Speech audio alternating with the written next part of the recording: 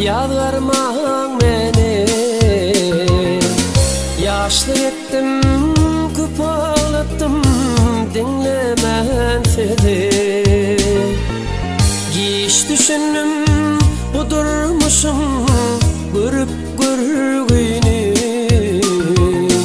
İnni çektir men acıyni, öňler ýaş boldum. Canecem yaş boldum, öwütlerinden taş boldum. Kara golup geçti gitti, barım aşkala baş boldum. Hey canecem yaş boldum, öwütlerinden taş boldum.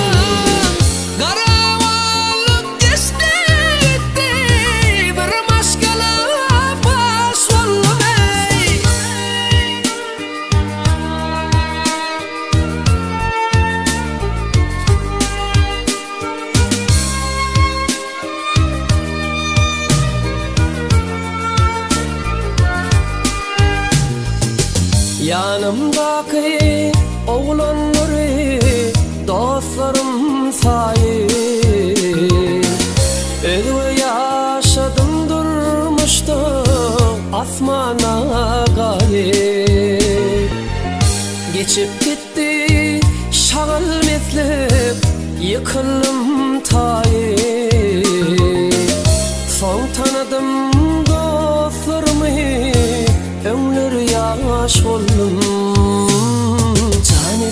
Canecem yaş boldum,